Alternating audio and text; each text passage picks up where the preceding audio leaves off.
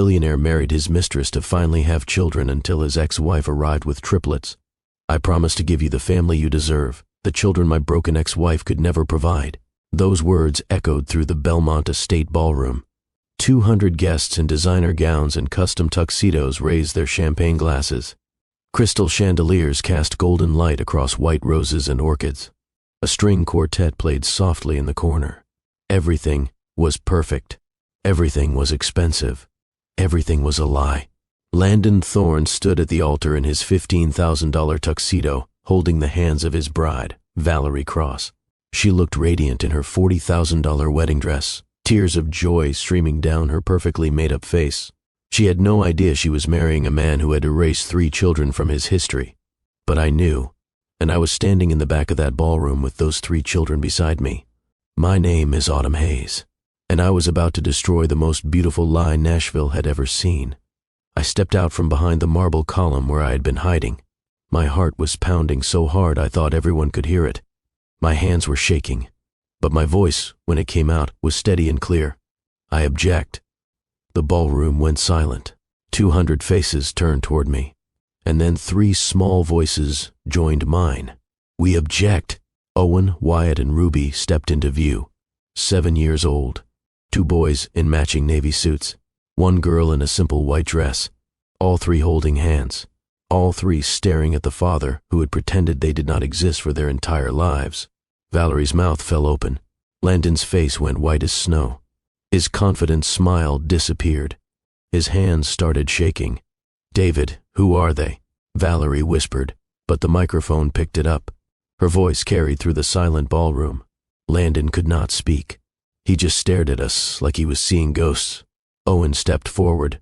He looked up at Landon with those same bourbon-colored eyes. "Hi, Dad. I'm Owen. I'm your son." Wyatt waved nervously. "Me too."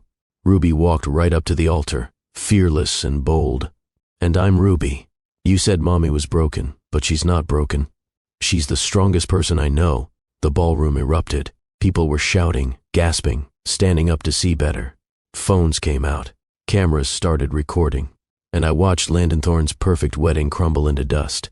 But before I tell you what happened next, before I show you how a billionaire fell and a single mother rose, I need to know something. Have you ever been erased? Not just forgotten, but actively deleted from someone's story like you never existed? Have you ever been turned into the villain in someone else's fairy tale? That is what Landon did to me. For 7 years he told everyone I was infertile, that I could not give him children, that our marriage ended because I was broken. And while he was telling those lies, I was raising his 3 children alone, working double shifts, choosing between paying rent or buying groceries, crying myself to sleep, wondering how I would make it through another month. So when I saw his wedding announcement, when I read that interview where he said he was finally ready to be a father, something inside me snapped, not broke, snapped, like a rubber band stretched too far for too long.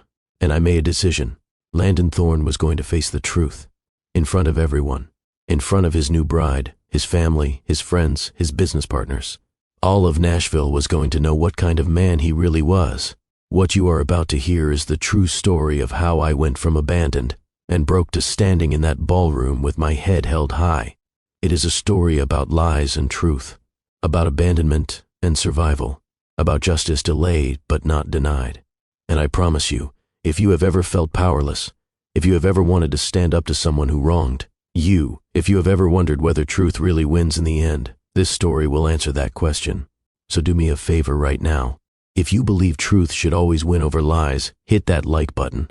Subscribe to Love and Twilights with Dr. Phillips, because what you are about to hear will stay with you long after this video ends. Now, let me take you back to where this all started, 7 years earlier, when I still believed in fairy tales. My name is Autumn Hayes, and this is my story. 7 years earlier, Nashville, Tennessee, early autumn, when the leaves were just starting to turn gold and the air smelled like possibility. I was 26 years old, fresh out of culinary school, working as a pastry chef at a boutique hotel in downtown Nashville. I lived in a tiny studio apartment in East Nashville. My furniture came from thrift stores. My car was 12 years old and made weird noises when I accelerated. But I was happy.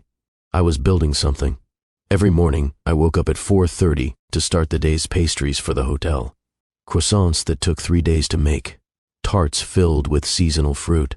My specialty was lavender honey macarons with edible gold leaf. They were beautiful. Delicate purple shells with a honey cream filling that tasted like summer. I loved my work. There is something magical about creating beauty from scratch. Taking flour and butter and sugar and transforming them into something that makes people smile, that makes them close their eyes when they taste it and say, "Oh my God, where has this been all my life?" My dream was to open my own patisserie someday, something small and elegant, a place where every single pastry was a work of art, where people came not just for dessert, but for an experience. I know it sounds naive now, but back then, I believed dreams came true if you worked hard enough. One Saturday in October, I had a booth at a food and wine festival in downtown Nashville. It was a beautiful day, sunny and warm with a cool breeze. The festival was packed with people tasting local food and Tennessee wines. My booth featured my lavender honey macarons. I had made 300 of them, each one placed carefully on white serving trays, each one dusted with edible gold that caught the sunlight. I was busy serving customers when he appeared, Landon Thorne. I did not know who he was then. Did not know his family owned half the commercial real estate in Nashville. Did not know he was running a venture capital firm that invested millions in tech startups. All I knew was that he was handsome, sharp jawline, dark hair that looked professionally styled, eyes the color of expensive bourbon. He wore jeans and a casual button-down shirt, but even I could tell they were expensive. He picked up one of my macarons and studied it like it was art. Then he took a bite. His eyes closed. He chewed slowly. When he opened his eyes again, he was smiling. "These are exceptional," he said. His voice was deep and warm. "You made these?" "Every single one," I said. I was proud of my work. I had stayed up until 2 in the morning finishing them. He took another bite. "The lavender is subtle, not overpowering. And the honey, is that local?" "From a farm in Franklin," I said. "They have hives near lavender fields. The honey picks up the flavor naturally." "Brilliant," he said. He finished the macaron and immediately picked up another. "What is your background?" "Culinary school?" "Graduated 6 months ago from the Nashville Culinary Institute. Before that, I was teaching myself from YouTube videos and library books. Self-taught first. That is the sign of real passion." He extended his hand. "I am Landon. Autumn." I shook his hand. His grip was firm and warm. Autumn. Beautiful name for someone who makes beautiful things. He looked at my booth, at the sign I had made by hand that said, "Autumn's Artisan Creations." "Do you work for a restaurant?" "A hotel downtown, the Riverside. I do all their pastries." "And your dream?" "Everyone in this business has a dream." I hesitated. I did not usually share my dreams with strangers, but something about the way he asked, like he genuinely wanted to know, made me answer honestly. "I want to open my own patisserie someday. Something small and elegant. A place where every pastry is art." He smiled wider. "That is not a dream. That is a business plan waiting to happen." We talked for 20 minutes. He asked about my techniques, about where I found inspiration, about my favorite pastry chefs. He did not talk about himself at all. The whole conversation was about me, my work, my passion. When he finally left, he bought 2 dozen macarons. He also asked for my number. "For business purposes," he said with a smile that made my stomach flip. "I invest in food and beverage startups. When you are ready to open that patisserie, I would love to hear your pitch." I gave him my number. I did not think he would actually call. He called that night. Not about business. He wanted to know if I would have dinner with him. I said yes. Our first date was at a small Italian restaurant in Germantown. Nothing fancy. Checkered tablecloths and candles and wine bottles. We sat in a corner booth and talked for 3 hours. He asked about my childhood. I told him about growing up in Arizona with my single mother, Diane, how she worked 2 jobs to support us, how she taught me that hard work and determination could overcome anything. He told me about his childhood in Nashville, son of Richard and Caroline Thorne, old money family, expectations and pressure. His father wanted him to take over the family real estate business, but Landon wanted to do something different. So he started Thorne Capital Investments, funding tech startups and innovative businesses. "Do your parents approve?" I asked. My father does. Grudgingly. He respects results, and I have been delivering. My mother, on the other hand, Landon paused. She has very specific ideas about what my life should look like, who I should marry, how many children I should have. She thinks anyone outside our social circle is after the family money. Are you worried I am after your money? I asked. I was half joking but half serious. He reached across the table and took my hand. No, you did not even know who I was when we met. You were just excited about lavender honey and pastry technique. That is refreshing. We dated for 8 months, and they were wonderful months. Landon would show up at my apartment late at night with Thai takeout after I finished work. We would sit on my thrift store couch and talk about everything. Flavor profiles and investment strategies, childhood dreams and future plans. He made me laugh. He made me feel seen. He came to my pastry competitions and cheered louder than anyone. I went to his business dinners and tried not to feel out of place among women in diamonds and men discussing 7-figure deals. Whenever I felt intimidated, Landon would lean close and whisper, "You are the most interesting person in this room." And I would believe him. He asked me to marry him on a Tuesday morning. No fancy proposal, no photographer hiding in the bushes, just the two of us in my apartment kitchen.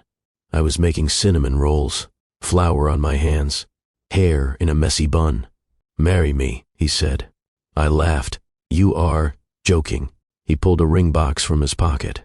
"I am not joking. Marry me, Autumn. Build a life with me. Open your patisserie. Have Sunday morning cinnamon rolls with our future kids. Just marry me." The ring was simple, a single diamond on a gold band, beautiful without being ostentatious. I said yes. We got married 3 months later.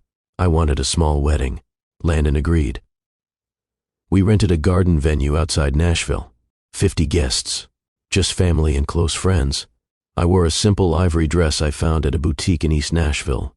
$200. It was perfect. Lace sleeves and a flowing skirt. I felt beautiful. My mother flew in from Arizona.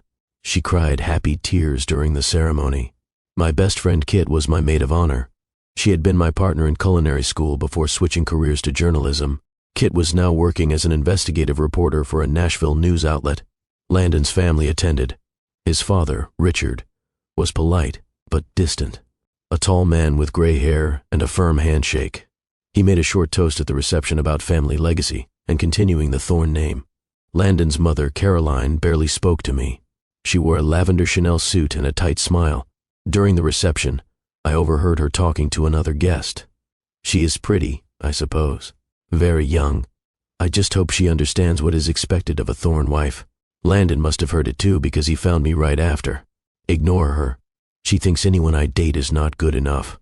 You are more than enough, Autumn. You, everything. I believed him. The first 2 years of marriage were good. Really good. We lived in a modern condo in the Gulch. Floor-to-ceiling windows overlooking the Nashville skyline. Hardwood floors and stainless steel appliances. It was Landon's condo, purchased before we met, but he made space for me. Cleared out a whole closet for my clothes. Converted a spare room into my recipe-testing kitchen. I continued working at the hotel. Landon continued building his investment firm.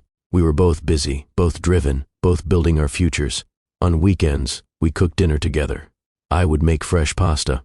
He would attempt to help and usually just end up covered in flour, making me laugh. We would drink wine and talk about our weeks. We talked about the future. Someday having kids. Someday opening my patisserie. Someday slowing down and enjoying life. Someday. But someday kept getting pushed further away. Landon's business grew. He was traveling more. Seattle, San Francisco, New York, meeting with potential investors and startup founders, coming home exhausted and distracted. When he was home, he was on his phone. Emails and calls about deals and investments. I understood. I was busy too. Sometimes I worked 12-hour shifts at the hotel for special events. We were still happy, just busy. Then I got pregnant. It was a Tuesday morning when I found out. I had been feeling exhausted for weeks, nauseous every morning. My period was late, but I attributed that to stress. Finally, I bought a pregnancy test on my way home from work. I took the test in our condo bathroom. 3 minutes felt like 3 hours. When I looked at the result, 2 pink lines stared back at me. Pregnant. I was terrified. We had talked about kids, but always in abstract terms. Someday. Not now. But I was also thrilled. A baby. Our baby. I decided to surprise Landon. I spent the afternoon making his favorite dessert, chocolate soufflé with raspberry coulis. Difficult and time-consuming, but worth it. I placed the pregnancy test in a small white gift box, tied it with a silver ribbon, set it next to his plate at our dining table. Then I waited. Landon came home at 8:30, later than expected. He was on his phone, talking to someone about a tech startup deal, some company in Austin that needed Series B funding.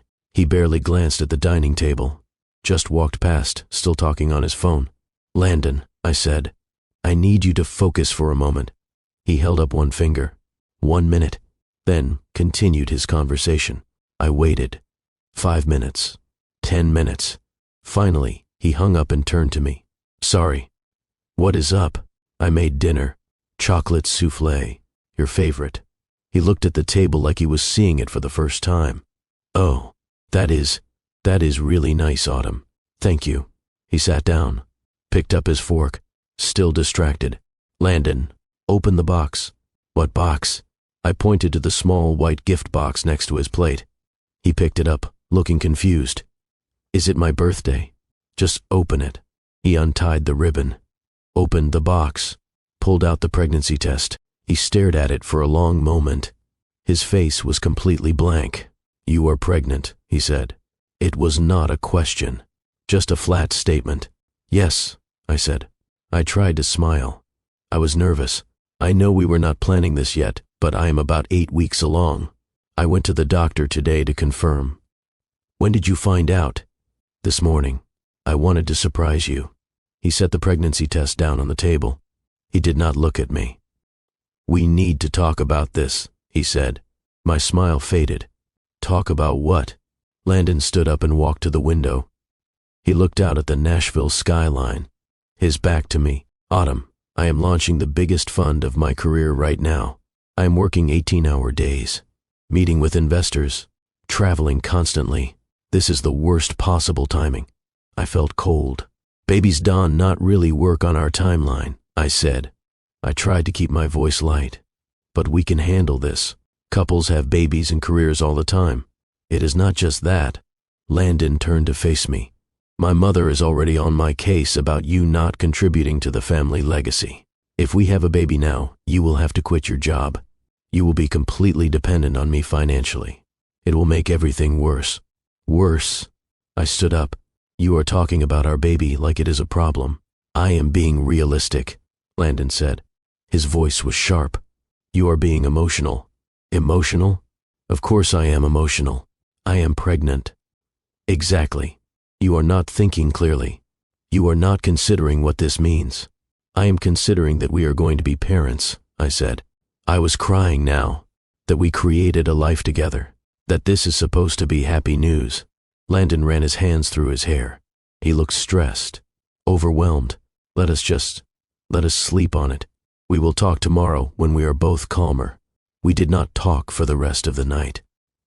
We went to bed in silence, lay next to each other in our king-size bed, miles apart. I barely slept. I kept thinking about his reaction, the coldness, the calculation. Where was the man who proposed to me in my kitchen? Who said he wanted Sunday morning cinnamon rolls with our future kids? The next morning, I had a follow-up appointment with my doctor. Just routine, they said. Another ultrasound to confirm dates and make sure everything looked normal. Landon did not come with me. He had a morning meeting he could not miss. I went alone. The ultrasound technician was a young woman named Sarah. She had kind eyes and gentle hands. She spread the cold gel on my stomach and moved the wand around. Then she frowned. "Is something wrong?" I asked. My heart started pounding. "No, nothing is wrong. But let me get the doctor." She left quickly. I lay on the exam table, staring at the ceiling, terrified.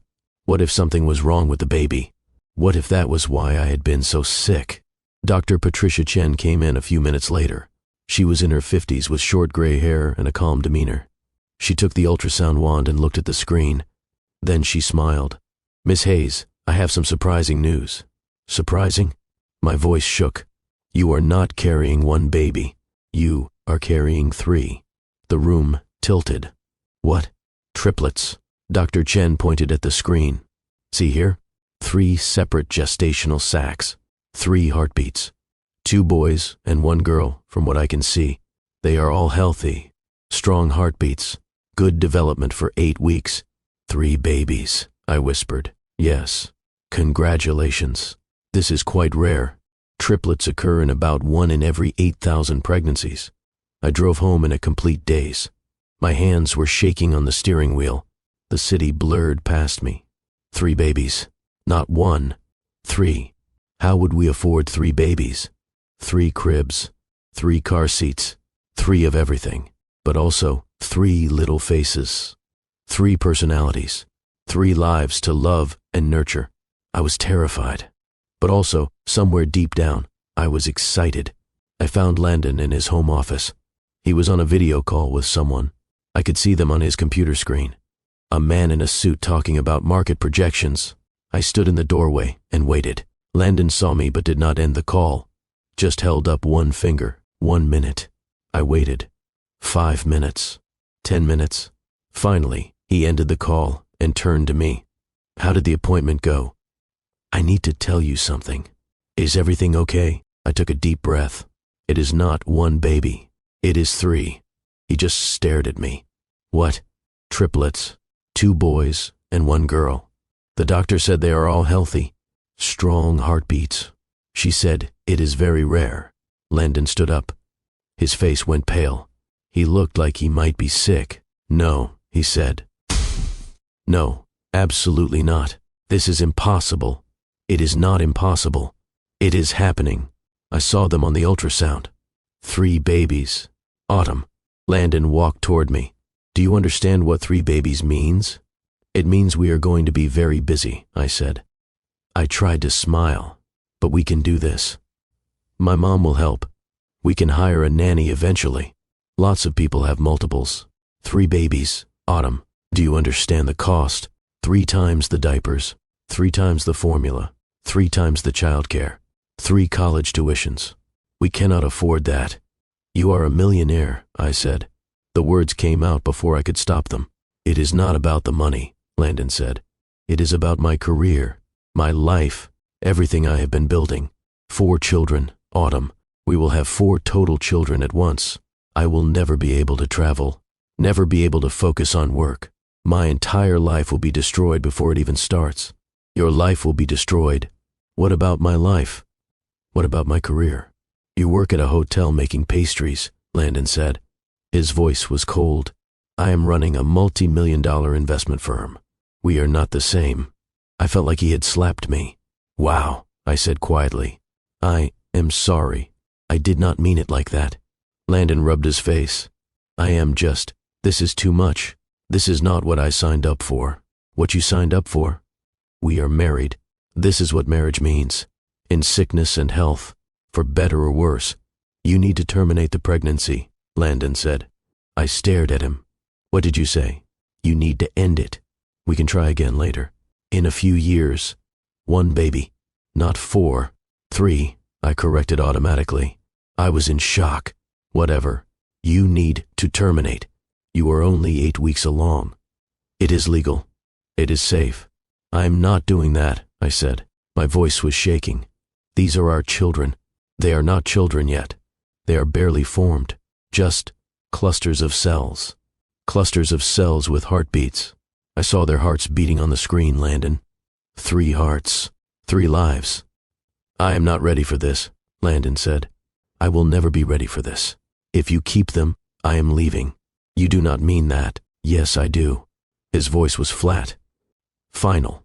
I am not ready to be a father to 3 kids. I never will be. If you choose to keep this pregnancy, you are choosing to do it alone. So you are giving me an ultimatum.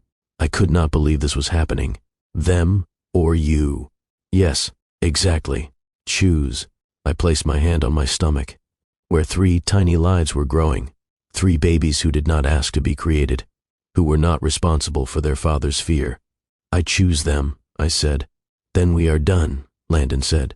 He walked past me out of the office. That conversation happened on a Tuesday. By Friday, Landon was gone. I came home from work on Friday evening and found the condo different. Quieter. Emptier. His clothes were gone from the closet. His shoes from the rack by the door. His laptop from his office. The photos of us from the shelves. On the kitchen table sat a stack of papers. Divorce documents. Already filled out. Already signed by him. There was no note. No explanation. Just legal paperwork asking me to dissolve our marriage. I called his phone. It went straight to voicemail. I called again. Same thing. I sent a text. We need to talk. Please. No response. I called his office the next morning. The receptionist said he was unavailable. I sent an email. Please, Landon. We can work this out. No response. I tried calling his parents. They did not answer. For 2 weeks, I tried to reach him. Every attempt hit a wall. Every door was closed. Finally, I got a response, but not from Landon. From his lawyer. Miss Hayes, I represent Landon Thorne in your divorce proceedings. Please direct all future communication to me. Mr. Thorne has instructed me to inform you that he has relocated to Atlanta and will not be returning to Nashville. He moved. He actually moved to another state to avoid me. The lawyer was named Richard Caldwell. He worked for one of Nashville's most expensive law firms. The divorce was brutal. I had signed a prenuptial agreement when we got married. I had been so in love, so trusting. I did not even read it carefully. Just signed where Landon's lawyer pointed. Now that prenup meant I got almost nothing. The condo was Landon's, purchased before our marriage. I had to move out within 30 days. The cars were his, leased through his company. The savings account was his, set up before our marriage. Because we had been married less than 3 years and I had continued working, I was not entitled to alimony. I would receive $10,000 and my personal belongings. That was it. I met with Caldwell in his office, a corner suite downtown with a view of the river. He sat behind a mahogany desk in his $1,000 suit and slid papers across to me. Mr. Thorne is also willing to provide an additional settlement, he said. How much? I asked. $10,000 was not going to last long. I was pregnant with triplets. Medical bills alone would be astronomical. $50,000, Caldwell said, in exchange for your signature on this agreement. He slid another document toward me. I read it, then read it again. This says I can never contact Landon or his family again. That I agree not to list him as the father on the birth certificates. That I waive all rights to child support. Correct, Caldwell said. Mr. Thorne believes a clean break is best for everyone. Best for everyone? I am pregnant with his children. Mr. Thorne disputes paternity. I felt like I had been punched. What? He disputes that he is the biological father. I have never been with anyone else. These are his children. Be that as it may, Mr. Thorne is unwilling to accept responsibility without a paternity test. And since you are not yet willing to undergo an amniocentesis, which could harm the fetuses, he prefers to simply move forward separately. Move forward separately, like I was a business deal gone bad. I looked at the agreement again. $50,000. That would cover my medical expenses. Give me a cushion while I figured out my next steps. I was living in a motel at that point. A weekly rental place off Dickerson Pike. $40 a night. I could not afford anything else. $50,000 would change my situation significantly. I picked up the pen. But something stopped me. My best friend Kit's voice in my head. A month earlier, when Landon had first served me with divorce papers, Kit had come over. She found me crying on the motel bed, surrounded by legal documents I did not understand. Kit was a journalist. She understood how powerful people operated, how they used money and lawyers to make problems disappear. Don't sign anything without a lawyer reviewing it first, she had said. Landon is trying to erase you, trying to erase his own children. Document everything. Save every text message, every email, every piece of evidence. Trust me, Autumn. The truth always matters. I put the pen down. I am not signing this, I said. Caldwell raised an eyebrow. Miss Hayes, I strongly encourage you to reconsider. $50,000 is a generous offer given the circumstances. The circumstances being that your client abandoned his pregnant wife. Mr. Thorne disputes your characterization of events. I am sure he does. But I am not signing. These babies deserve to know who their father is. And Landon Thorne deserves to be held accountable. If you do not accept this settlement, you will receive nothing beyond what the prenup stipulates.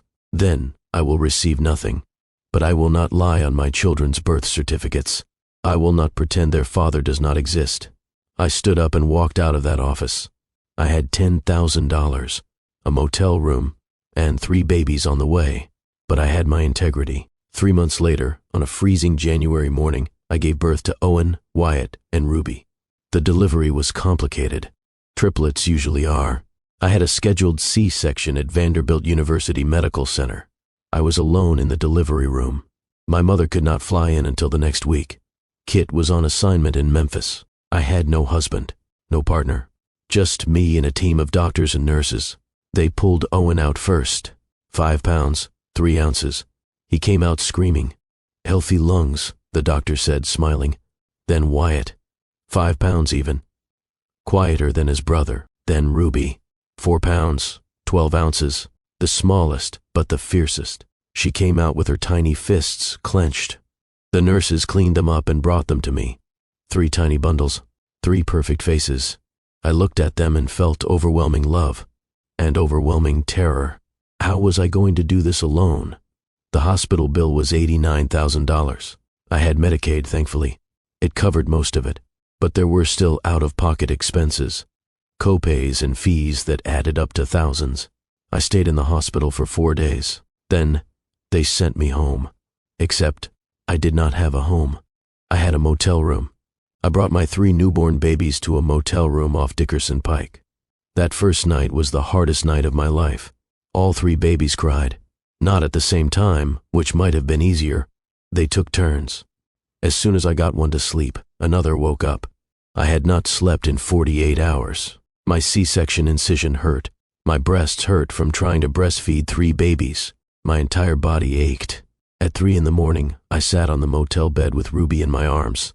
Owen and Wyatt were finally asleep in their car seats because I did not have cribs yet. I looked around that dingy motel room. Stained carpet, flickering fluorescent light, the sound of the highway outside. This was my life now. And I cried. I cried harder than I had ever cried. But Ruby looked up at me with her tiny dark eyes. And something shifted. I could do this. I had to do this. These 3 babies were counting on me. I am your mom, I whispered to Ruby, and I am going to fight for you, all of you. I promise. My mother Diane arrived a week later. She stayed for 2 weeks, helping with the babies, showing me how to manage triplets. But Diane had her own health problems, diabetes and high blood pressure. She could not stay long. When she left, I was alone again. I moved out of the motel and into a tiny 2-bedroom apartment in Madison, a neighborhood north of downtown Nashville. The apartment was cheap, $500 a month, but it was rough. Thin walls, old carpet, neighbors who played music until 2 in the morning, but it was ours. 1 bedroom for me, 1 bedroom for 3 cribs placed side by side. I applied for every assistance program available, WIC for formula and baby food, food stamps, Medicaid for the baby's health insurance. The woman at the social services office looked at my paperwork. The father is listed as Landon Thorne? She asked. The venture capitalist? Yes. Have you filed for child support? He does not want anything to do with them. That is not how child support works, honey. He has a legal obligation. You should file.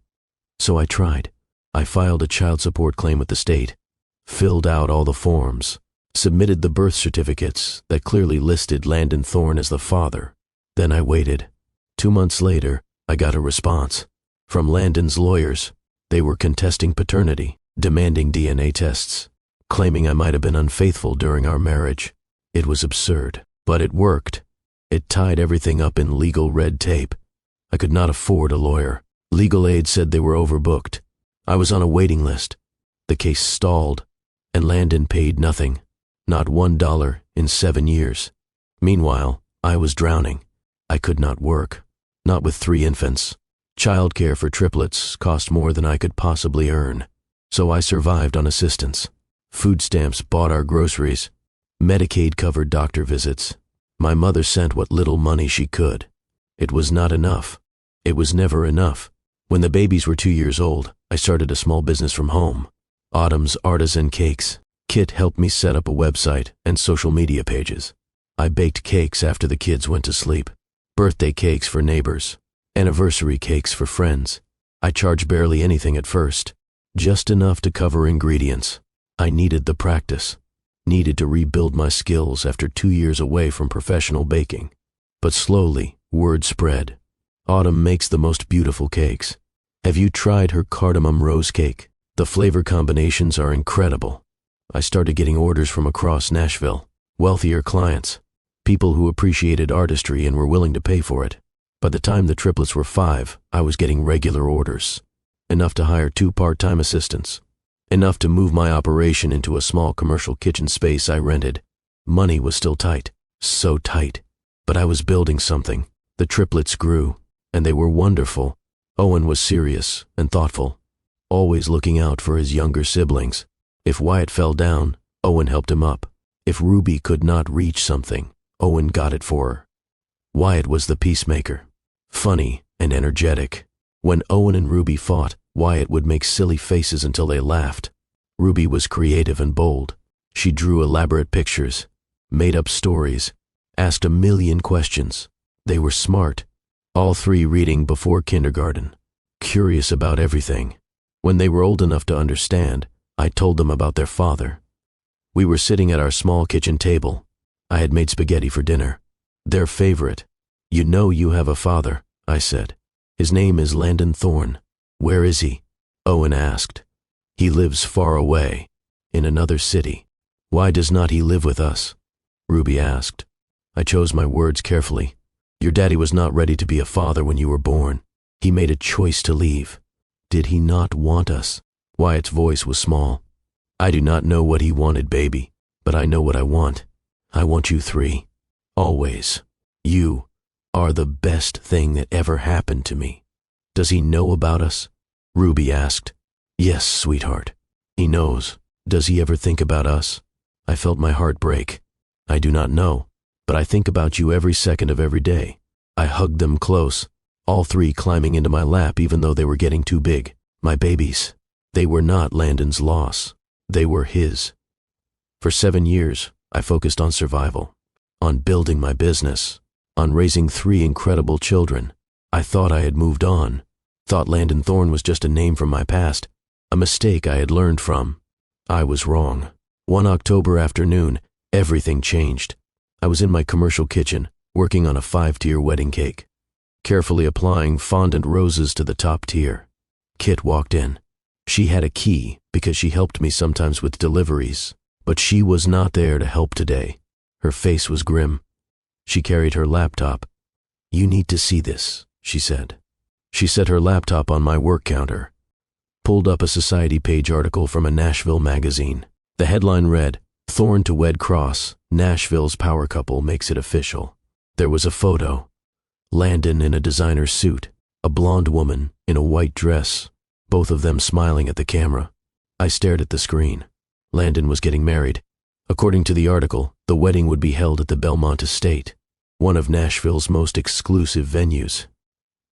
The bride was Valerie Cross, former model turned wellness entrepreneur. That is not the worst part, Kit said quietly. She pulled up another article, an interview Landon had done with a lifestyle magazine. My hands started shaking before I even started reading. The interviewer asked Landon about his first marriage.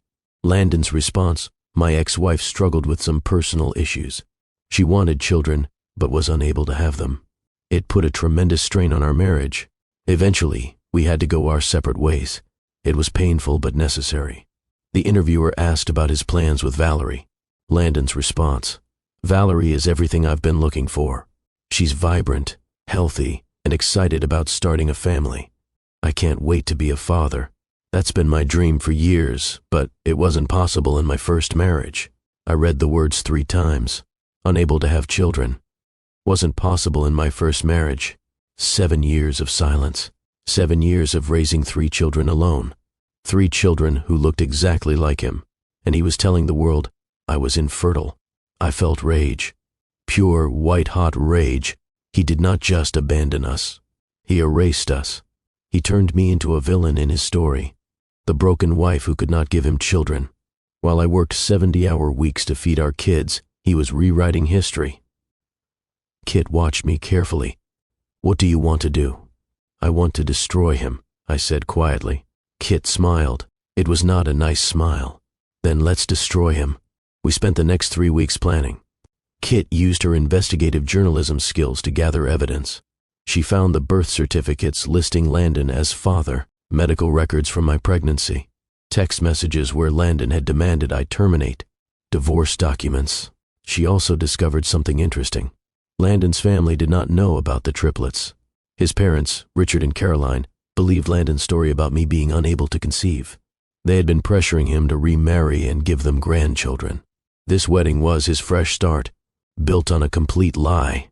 The wedding was set for November 12th, a Saturday afternoon ceremony followed by an evening reception. "We need to get in," Kit said, "but it's private. Security will be tight." "I have an idea," I said. I reached out to the wedding coordinator through my business website, sent a professional pitch. "Hello, my name is Autumn Hayes, and I run Autumn's Artisan Cakes. I understand you have your wedding cake arranged, but I would love to provide artisan petit fours as guest favors. I am trying to break into the high-end wedding market and would offer this at cost." The coordinator, stressed and overwhelmed with last-minute details, responded within an hour. "That sounds lovely. Can you have 200 petit fours ready by Saturday?" "Yes, absolutely. Perfect. Deliver them by 1 p.m. We were in. The night before the wedding, I could not sleep. I sat with my children in our small living room. We had moved to a better apartment by then. 2 bedrooms still, but in a safer neighborhood, with a small backyard where the kids could play. "Tomorrow is a big day," I told them. "Are we really going to see our dad?" Wyatt asked. "Yes. What if he does not like us?" Ruby's voice was small. I pulled Ruby into my lap. "Baby girl, this is not about whether he likes you. This is about him taking responsibility. This is about the truth." "Will he be mad?" Owen asked. "Probably. But sometimes people need to be uncomfortable before they can do the right thing." I had laid out their outfits on the couch, navy suits for the boys, a white dress for Ruby. I had made Ruby's dress myself, stayed up late for weeks getting every detail perfect.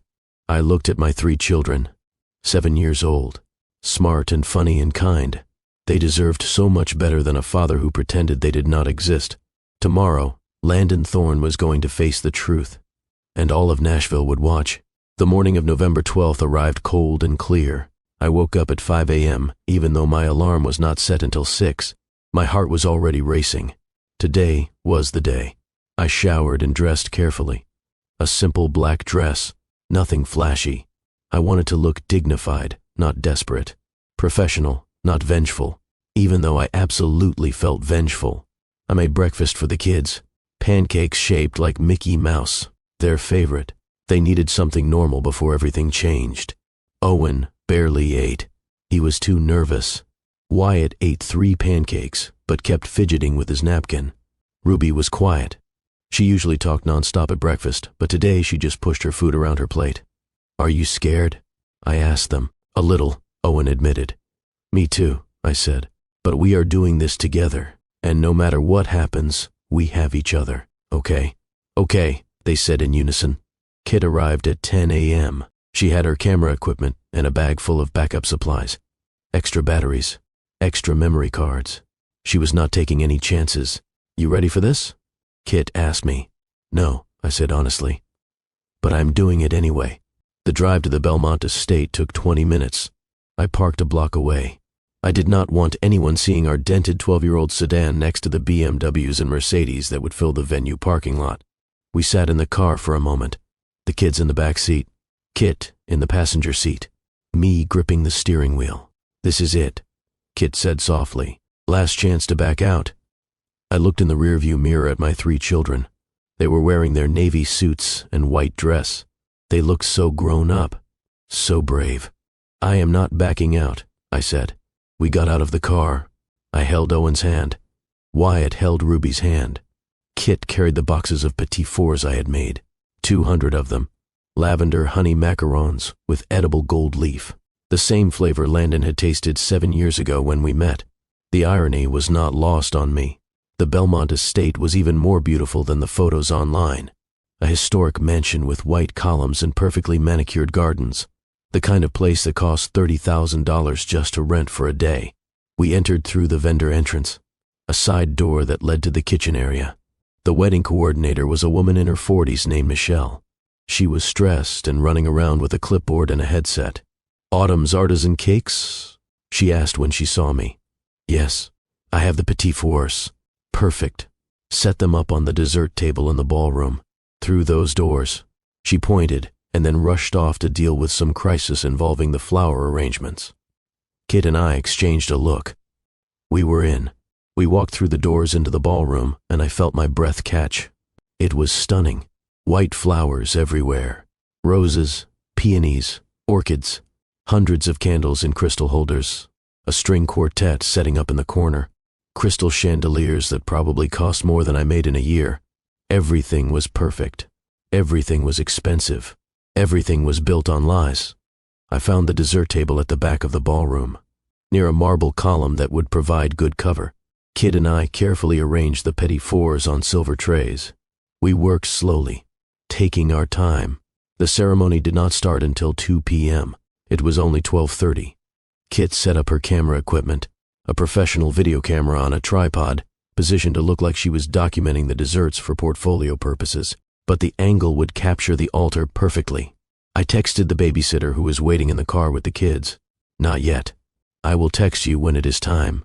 Then we waited. Guests started arriving at 1:30. I watched from behind the dessert table as Nashville's elite filed into the ballroom. Women in designer gowns, Dior, Chanel, Valentino, diamonds and pearls. Hair done in elaborate updos that probably cost $500 each. Men in custom tuxedos, Rolex watches, Italian leather shoes. I recognized some faces from Nashville society pages. Landon's business partners, local celebrities, a country music star I had seen on TV, a news anchor, a city councilman, all here to celebrate a lie. At 1:45, Landon's parents arrived. I had not seen Richard and Caroline Thorne in 7 years. They looked older. Richard's hair was completely gray now. Caroline was elegant in a lavender dress and an elaborate hat. They sat in the front row. Caroline was smiling, chatting with the woman next to her, excited for her son's wedding, excited for him to finally start a family. If she only knew, she had 3 grandchildren sitting in a car a block away, 3 grandchildren she had never met, never held, never even knew existed. At 2 p.m. exactly, the music changed. The processional began. Everyone stood and turned toward the back doors. The bridesmaids entered first, 6 women in champagne-colored gowns.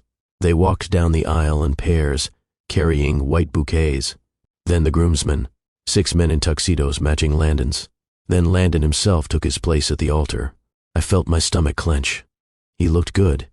I hated that he looked good. Custom tuxedo that fit perfectly. Hair styled, confident smile. He looked like a man who had everything he wanted. A man with no regrets. The wedding march began. Everyone stood, and Valerie appeared. She was beautiful. I could admit that. Tall and blonde with perfect posture. Her wedding dress was stunning. $40,000 according to Kit's research. Lace and silk with a long train. She walked down the aisle with her father. Her face was radiant. She looked at Landon with complete adoration. She had no idea she was marrying a man who had abandoned 3 children. My hands clenched into fists. Kit leaned close and whispered, "Almost time." The ceremony began. The officiant was an older man with white hair and a gentle voice. He welcomed everyone, talked about love and commitment and building a life together. Every word felt like a knife. Then came the vows. Valerie went first. She cried as she spoke, talked about how Landon was her best friend, her soulmate, her future. "I promise to love you forever. I promise to support your dreams. I promise to build a beautiful family with you. I cannot wait to have children with you and grow old together." Some guests wiped their eyes. Caroline smiled proudly from the front row. Then it was Landon's turn. He took Valerie's hands, cleared his throat, spoke loudly enough for everyone to hear. "Valerie, you are everything I have been waiting for. You are kind, beautiful, and strong. I promise to give you the family you deserve. I promise to be the husband you need." He paused, looked out at the guests. making sure they were all listening.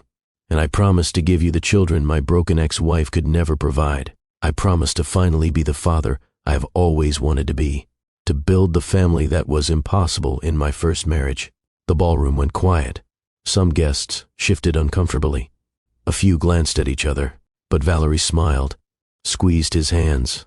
She did not notice the awkwardness. She only heard the promise of children, of family. But I heard broken. 7 years of struggling to feed our children. 7 years of working until I collapsed. 7 years of doctor visits and school plays and bedtime stories. All alone. And he called me broken. This was the moment. I texted the babysitter. Now, I stepped out from behind the marble column. My heart was pounding so hard I thought I might faint. But my voice came out steady and clear. I object. The ballroom went completely silent. 200 heads turned toward me. For a moment, no one moved. No one breathed. Then the back doors opened, and 3 small voices rang out in perfect unison. We object. Owen, Wyatt, and Ruby stepped into the ballroom, holding hands, navy suits and white dress, 7 years old, standing in a line. The ballroom erupted. Gasps, shocked whispers, people standing to see better, phones coming out. Valerie stared at the children, confused. Landon, who are they? But Landon could not speak. His face had gone completely white. His mouth opened, but no sound came out. His hands were shaking. I walked forward. My children walked with me. Kit followed, camera rolling. Our footsteps echoed on the marble floor. Every eye in the ballroom followed us. We walked past rows of designer-dressed guests, past Landon's business partners, past his family members, past everyone who had believed his lies. We reached the altar. I looked at Landon. His face was white as paper. He looked like he had seen ghosts. Maybe he had.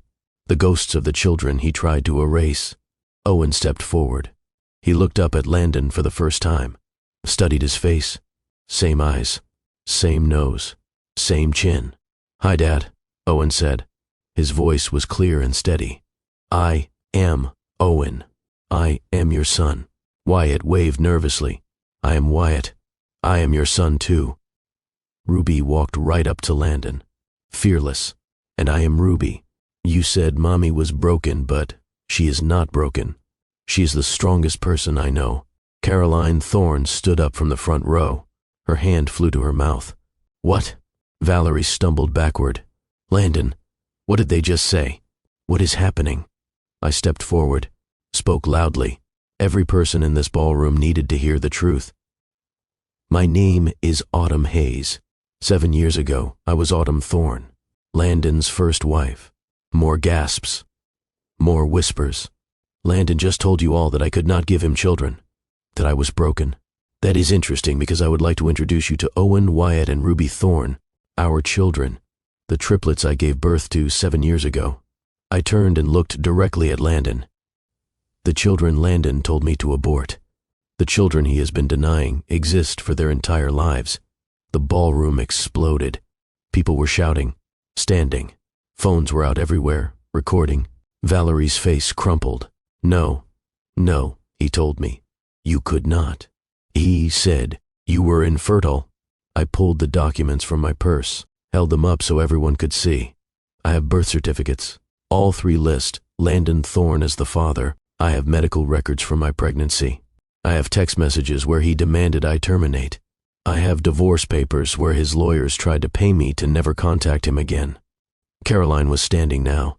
Her face was red, tears streaming down her cheeks. Landon? Tell me this is not true. Richard stood next to his wife. His face was purple with rage. But the rage was not directed at me. It was directed at his son. Owen pulled something from his pocket. A tiny hospital bracelet. White and faded, but the name was still clearly visible. Owen Thorne. He placed it carefully on the altar. Wyatt did the same with his bracelet. Wyatt Thorne. Ruby placed hers next to her brother's. Ruby Thorne. 3 tiny bracelets in a row, all with the same last name. Undeniable proof. Valerie stared at the bracelets, then at the children, then at Landon. The resemblance was impossible to miss. They had his eyes, his nose, his jawline. Her hands started shaking. The bouquet fell to the floor. "You lied to me," she said. Her voice was breaking. "You said she could not have children. You made me feel sorry for you. You told everyone you were finally going to be a father." She paused, the realization hitting her. "But you already are a father." She ripped the veil from her head, threw it at Landon. "This wedding is over. We are done. Forever." She ran down the aisle. Her bridesmaids scrambled after her. The doors slammed behind them. Chaos. Absolute chaos. Guests were shouting questions. Richard was demanding answers. Caroline was sobbing. Kit's camera captured everything. Richard approached Landon. His face was a mask of fury. "Are these children yours?" His voice echoed through the ballroom. "Dad, I can explain." Landon's voice was weak, desperate. "Are they yours?" Landon looked at Owen, Wyatt, and Ruby. 3 children who looked exactly like him. There was no denying it. No escape. "Yes," he whispered. Caroline let out a sob that sounded like it came from her soul. 3 grandchildren. 7 years. "You kept 3 grandchildren from us?" She moved toward the children, fell to her knees in front of them, her expensive dress pooling on the marble floor. "I am so sorry," she said to them. "I did not know. I had no idea you existed." Owen looked uncertain. Wyatt stepped back. Ruby stared at this crying woman who was apparently their grandmother. I stepped forward and put my hands on my children's shoulders. Protective. Caroline looked up at me. Her makeup was running. Her hat had fallen off. I do not know what to say. If I had known. She could not finish the sentence. Richard was still confronting Landon. "That is unconscionable. Those are your children. Our grandchildren. How could you?" Kit stepped forward. Camera still rolling. "I am Kit Brennan, investigative journalist. I have documented everything Ms. Hayes described.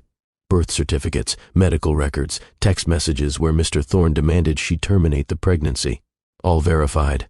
Mr. Thorne has 3 biological children he has denied for 7 years. This footage will be published. The guests were recording on their phones. The story was already spreading. I could see people typing frantically, posting to social media in real time. Landon's world was collapsing. He tried to speak, tried to explain. But what explanation could possibly suffice? Richard turned to me. May I meet them?" His voice cracked. "May I meet my grandchildren?" I hesitated. These people had been part of the system that abandoned us. But they also had not known the truth. Landon had lied to them too. I nodded slowly. Richard knelt down to the children's level. "Hello, I am your grandfather." Ruby, always the boldest, spoke first. "We did not know we had grandparents." "Well, you do," Richard said. Tears were streaming down his face now too. "And if your mother allows it, we would very much like to be part of your lives." Caroline joined him, kneeling in her expensive dress on the marble floor. "You are beautiful," she said to the children. "All 3 of you." An older woman approached. I recognized her from the photos Kit had shown me. Landon's Aunt Margaret.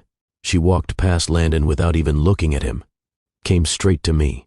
"I am so sorry," she said. "I never knew. If I had known." She hugged me. "You are incredibly brave." Other guests were approaching now. Some to offer support. Some just to stare. Some recording everything on their phones. Landon stood alone at the altar, surrounded by white flowers and shattered lies.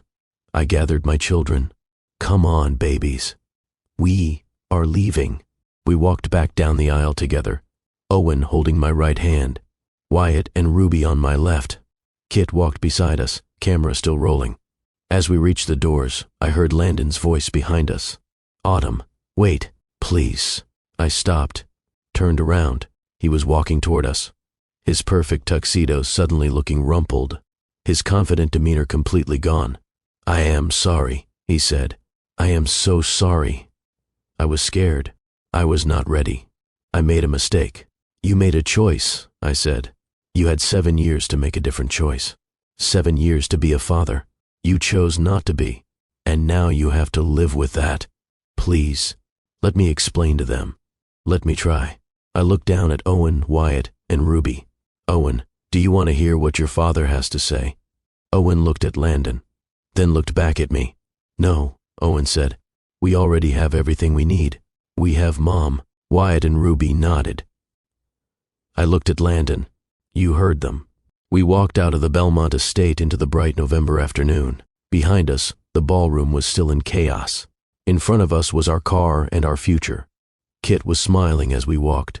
That was perfect. Absolutely perfect. The video is already uploading to my cloud. This is going to be everywhere by tonight. I should have felt triumphant, victorious. Instead, I just felt tired and relieved. It was done. The truth was out. Landon could never again claim I was broken, could never again erase our children. We drove to our favorite pizza place, a small local restaurant with red checkered tablecloths and a jukebox in the corner. We ordered a large pepperoni pizza and 4 lemonades. "Did we do the right thing?" Owen asked. He looked worried. "Yes, baby. We told the truth. That is always right." "What happens now?" Wyatt asked. "Now we go home. And tomorrow we get up and we go to school and work, just like always." Ruby was quiet. She was drawing on the paper placemat with crayons the restaurant provided. "What are you drawing, sweetheart?" I asked. "Our family," Ruby said. She held up the placemat. She had drawn 4 stick figures holding hands. 3 small, 1 tall, all smiling. "That is beautiful," I said. "We do not need a daddy," Ruby said matter-of-factly. "We have you." That night, after I tucked the children into bed, I sat in our small living room and checked my phone. Kit had not been exaggerating. The video was everywhere. It had 2 million views already. News outlets were picking it up. Headlines were brutal. "Billionaire exposed for abandoning triplets at own wedding." Nashville VC lied about ex-wife being infertile, gets exposed by his own children. 3 children crash father's wedding with devastating truth. Landon Thorne was trending on Twitter. The comments were savage. Imagine abandoning 3 kids and then calling their mother broken. Disgusting. Those children are beautiful. He is the broken one. I hope she takes him for everything he is worth. Child support for 7 years plus interest. My phone was exploding with messages. Friends I had not talked to in years. Former coworkers. Random people sending support. "You are a hero. Thank you for speaking truth. Your children are lucky to have you." Someone had started a GoFundMe for the kids' college education. It already had $47,000 donated. I started crying. Not sad tears. Overwhelmed tears. Kit called. "Have you seen the news?" "I have seen some of it." "Autumn, you broke the internet. This is the top story on every news site. I have been contacted by 3 national morning shows. They want to interview you." "I do not know if I want that," I said. "Think about it. You could help other single mothers. Show them they are not alone." "I will think about it." That night, I could not sleep. My mind was racing, replaying the wedding, the look on Landon's face, the sound of my children's voices saying, "We object." But I also thought about what came next. Now, before I tell you what happened in the days and weeks after that wedding, I want to ask you something. Have you ever stood up to someone who wronged you? Have you ever demanded the truth even when it was terrifying? Drop a comment and let me know. And if you are invested in this story, if you want to know how this ends, hit that subscribe button right now, because what happens next will restore your faith in justice. The Monday after the wedding, I received a phone call. "Miss Hayes, my name is Patricia Moreno. I am a senior partner at Moreno & Associates. We are a family law firm here in Nashville." "Okay," I said cautiously. "We saw the news about your situation. We would like to represent you pro bono in a child support case against Landon Thorne." I sat down. "Pro bono? That means free?" "Yes. Mr. Thorne has evaded his responsibilities for 7 years. We would like to help you rectify that. We believe your case is strong, and we have the resources to see it through. Why would you do this for free?" "Because it is the right thing to do. And frankly, the publicity from this case will be good for our firm. But mostly because those 3 children deserve financial support from their father." I met with Patricia and her team on Tuesday. Their offices were downtown in a high-rise building. Glass walls and modern furniture. Very expensive looking. Patricia was in her 50s with short silver hair and sharp eyes. She had 2 associates with her, both young women with laptops and legal pads. They asked me questions for 2 hours, documented everything, recorded my answers. Then Patricia laid out the case. "We are going to file for 7 years of back child support. Based on Mr. Thorne's income, which we can now access thanks to public pressure. We estimate you're owed approximately $980,000. I felt dizzy. $980,000? That is just back support. We will also file for ongoing support until the children turn 18. Based on Tennessee guidelines and his income level, that will be approximately $15,000 per month. Over the next 11 years, that is almost $2 million additional. Plus, Patricia continued, we are going to push for college funds. He should be contributing to their education. We are thinking $600,000 total, $200,000 per child. I could not speak. The numbers were incomprehensible. Miss Hayes, are you okay? That is over $3 million. It is what your children deserve, Patricia said firmly. Mr. Thorne has been living a very comfortable life while you struggled. That ends now. Landon's lawyers tried to fight it. Of course they did. But the evidence was overwhelming. The birth certificates, the medical records, the DNA test they finally demanded proved what we already knew.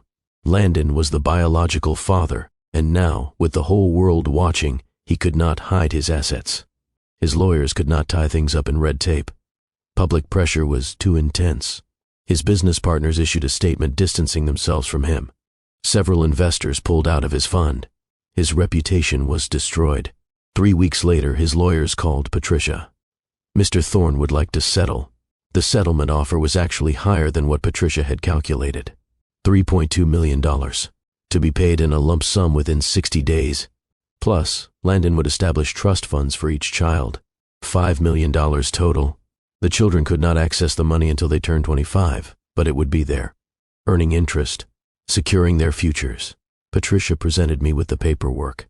This is a good deal, Autumn. Better than we would get in court, and much faster. I stared at the numbers. Life-changing money. Money that would mean my children never struggled the way I had struggled. I will sign, but I have one condition. What is that? I want supervised visitation rights. If Landon wants to see the children, he can. But it has to be supervised by a therapist, and the children get to decide if they want to continue visits. Their comfort comes first. Patricia nodded. I will add that to the settlement. The settlement was finalized in early December. $3.2 million deposited into my account. I stared at my bank balance and cried. For 7 years I had been making impossible choices. Rent or groceries, doctor visit or electricity bill, one pair of shoes shared between 3 children. Now, those days were over. But something else happened that surprised me. Richard and Caroline Thorne requested a meeting. Just them and me. No lawyers. We met at a quiet restaurant in downtown Nashville. They were already there when I arrived, sitting in a corner booth, looking nervous. Thank you for meeting with us, Richard said as I sat down. Caroline's eyes were red. She had been crying. We owe you an apology, Richard said. We should have known. We should have questioned Landon's story more carefully. You believed your son, I said. That's natural. It is no excuse, Caroline said. Her voice was shaking. We missed 7 years with our grandchildren. 7 years of birthdays and Christmases and first days of school. We can never get that back. She looked at me with desperate eyes. We would very much like to be part of their lives now, if you will allow it. I had thought about this, prayed about it, talked it over with Kit. Supervised visits at first, I said. We will take it slowly. The children need stability. They need to feel safe. Of course, Richard agreed immediately. Whatever you think is best. And I need to be clear, I continued. I am not interested in your money beyond what Landon owes for child support. I do not want the children growing up thinking wealth solves everything. Caroline smiled for the first time. A real smile. You are exactly the kind of mother they need. The first grandparent visit happened the following weekend. We met at a park. Neutral territory. I was there the whole time, watching. Richard and Caroline brought age-appropriate gifts. Books for Owen, who loved reading. Art supplies for Ruby, who loved drawing. A science kit for Wyatt, who was curious about everything. Nothing excessive. Nothing trying to buy affection. Just thoughtful gifts. Caroline sat on a park bench with Ruby. Tell me about your drawings, she said. Ruby, who was usually shy with strangers, opened up. She pulled out her sketchbook and showed Caroline page after page of elaborate pictures. I like to draw our family, Ruby said. See, this is me and Owen and Wyatt and Mommy. Your drawings are beautiful, Caroline said. tears in her eyes again. Richard played catch with Owen and Wyatt. He asked them about school, about their friends, about what they wanted to be when they grew up. "I want to be a lawyer," Owen said, "so I can help people like Mom." Richard smiled. "That is a wonderful goal." By the end of the visit, the children were smiling, laughing even. As we were leaving, Owen hugged Richard. It was brief and a little awkward, but it was a start. "Thank you for coming," Owen said. Richard looked like he might cry. "Thank you for giving me a chance to know you." The visits became regular, every other weekend. Richard and Caroline would take the kids to museums, to parks, to the zoo, building relationships slowly. They were never trying to replace me. They respected my role as the children's mother, but they were adding to the kids' lives, giving them grandparents who showed up. With the settlement money, I could finally pursue my dream. In January, I signed a lease on a beautiful brick building in East Nashville, prime location on a busy street, perfect for a bakery. I spent 3 months renovating, hiring contractors, designing the space exactly as I had always imagined. White subway tiles, marble counters, glass display cases, a small seating area with vintage tables and chairs, and a sign above the door that said Autumn's Patisserie. Kit documented the whole process, not for viral videos this time, just for our personal memories. The grand opening was in April. Owen, Wyatt, and Ruby helped me cut the ribbon. They wore matching aprons I had made for them, white with their names embroidered in gold thread. The line wrapped around the block. People came for the pastries, but they also came because they knew my story. I had become a symbol of something. Single mother resilience. Truth prevailing over lies. The underdog winning. My lavender honey macarons sold out in the first hour. A woman in her 30s approached me near closing time. She had a toddler on her hip. "I just want to say thank you," she said. "I am a single mom too. I saw your story. It gave me hope that things could get better." I hugged her. "It does get better. Keep going." The bakery thrived. Within 6 months, I had to hire 10 employees. Within a year, I was looking at opening a second location. But more importantly, I was doing what I loved. Creating beautiful pastries, making people smile, building something that was mine. One evening, about a year after the wedding exposure, Kit came to the bakery after closing. She had her laptop with her and that look on her face. The look that meant she had news. "You are not going to believe this," she said. "What?" "I have been approached by a publisher. They want you to write a book." "A book?" "Your story. Recipes. Advice for single mothers. They think it could be huge. They are offering a significant advance." Kit showed me the offer. It was a lot of money, more than I had made in my first 3 years of running the bakery. But more than the money, it was an opportunity to help other women. How many single mothers were out there right now, struggling the way I had struggled, wondering if they could make it, wondering if truth ever really won? I could tell them yes. Yes, you can make it. Yes, truth matters. Yes, there is hope. "I will do it," I said, "but only if we tell the whole truth. The hard parts too. The nights I cried myself to sleep. The times I wanted to give up. All of it. The truth is what makes it powerful," Kit said. I spent 6 months writing the book. It was harder than I expected. Revisiting those painful memories. The motel room. The hospital bills. The desperation. But it was also cathartic. Like I was finally closing that chapter of my life. The book was titled 3 Times Blessed, A Mother's Journey from Abandonment to Triumph. It was published the following spring, and it became a bestseller. I went on a book tour. Nashville, Atlanta, New York, Los Angeles, Chicago. At every stop, women lined up to tell me their stories. Single mothers, working 3 jobs. Divorced women whose ex-husbands paid nothing. Women who had been called broken, damaged, less than. I signed their books, hugged them, told them they were not alone. I donated a portion of the proceeds to organizations supporting single parents, shelters, food banks, legal aid clinics. The money Landon had given in the settlement was not just changing my life. It was changing hundreds of lives. As for Landon, he had become a pariah in Nashville. Valerie had given an interview to a magazine, calling him a pathological liar. His business partner had asked him to step back from public-facing roles. Several clients left his fund. He eventually moved to Charlotte, started over in a new city where people did not know his story. He had requested one visit with the children. The settlement allowed for supervised visits if both parties agreed. I agreed. The children deserved the option. The visit happened at a therapist's office, neutral space, a counselor present to help navigate the conversation. Landon brought expensive gifts, remote control cars for the boys, a massive dollhouse for Ruby. The children were polite but distant. Landon did not know how to talk to them. He asked surface questions. What grade are you in? Do you like school? Ruby asked the question that mattered. Why did you leave us? Landon looked uncomfortable. I was young. I was scared. I made a mistake. Did you ever think about us? Owen asked. Every day, Landon said, but Owen did not believe him. I could see it in his face. The visit lasted an hour. It was awkward and painful. Afterwards, the therapist asked the children if they wanted to schedule another visit. All three said no. I am not mad at him, Owen said to me on the drive home. I just do not need him. We already have everything we need. And that was that. Landon had his chance. The children had met their father. Everyone could move forward. 2 years after the wedding exposure, my life was unrecognizable from what it had been. I owned 3 successful bakery locations across Nashville.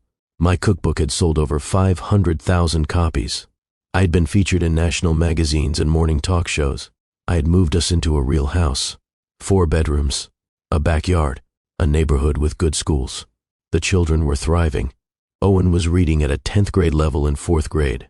Wyatt had discovered a love of cooking and helped me test recipes. Ruby was writing and illustrating her own stories. Richard and Caroline were devoted grandparents. Weekly visits, birthday parties. They had set up separate college funds beyond what Landon had contributed. Kit had been promoted to senior investigative journalist. Her documentary-style reporting had won awards. Everything had changed, but the best moment came on a random Tuesday afternoon. The children came bursting into the bakery after school, still in their uniforms. Mom, Mom, Ruby shouted. We have news. What is it? Our class is doing a project about heroes, Wyatt explained. We get to pick someone who inspires us. We all picked you, Owen finished. I felt tears spring to my eyes. You did? They nodded enthusiastically. We have to write about why they are heroes, Ruby said. And you are our hero because you never gave up on us, even when everyone else did. My employees were watching. Some of them were crying too. I knelt down and hugged my 3 children. You 3 are my heroes, I whispered. Every single day. The project presentations were held the following week. I took the afternoon off to attend. I sat in the 4th grade classroom with other parents and watched my children present. Owen went first. His poster board had photos of me at the bakery, at my book signing, with them at home. My mom is a hero because she raised 3 kids all by herself, Owen said to the class. She worked really hard so we could have food and a place to live. She never complained. She always made us feel loved. That is a real hero. The class clapped. Several parents wiped their eyes. Wyatt's presentation focused on my business success. My mom had a dream to open a bakery. A lot of people would have given up, but she did not. Now she has 3 locations and wrote a book. She shows us that dreams can come true if you work hard. More applause. Then Ruby presented. Her poster was covered in her drawings. Pictures of our family. Pictures of the bakery. My mom's ex-husband said she was broken, but she is not broken. She is the strongest person I know. She taught us that what people say about you does not matter. What matters is the truth. And the truth is, she is amazing. The entire class gave a standing ovation. The teacher came over to me after. You have raised remarkable children. They have taught me as much as I have taught them, I said. That evening, after the kids were in bed, I sat in my living room and looked at the framed photo on the wall. The 4 of us on opening day of the bakery, all covered in flour, all laughing. I thought about the journey, from that motel room, terrified and alone, to this moment, successful, stable, loved. Landon had tried to erase me, had tried to make me small, had tried to convince the world I was broken. Instead, he had freed me to become exactly who I was meant to be. The woman he called broken had become unbreakable. I pulled out my phone and opened social media. I had not posted much since the book tour ended, but tonight felt like a moment worth sharing. I posted the photo from the Kids Hero Project. all three of them holding their posters. The caption read, "They call me their hero, but the truth is, they saved me. Being their mother has been the greatest honor of my life. To every single parent out there doing it alone, you are not broken. You are building something beautiful. Keep going." The post went viral. Again, thousands of comments from single parents, sharing their stories, their struggles, their victories. I read comment after comment. "Thank you for showing us it is possible. You gave me hope when I was ready to give up. My kids are my heroes too. I fell asleep that night with a full heart." Now, I want to pause here and ask you something. What is the biggest lesson you are taking from this story? Drop it in the comments. And if this story moved you, if it gave you hope or made you believe that truth really does win, I need you to do 3 things. First, hit that like button. Let me know that stories like this matter to you. Second, share this video with someone who needs to hear it. Maybe a single parent who is struggling.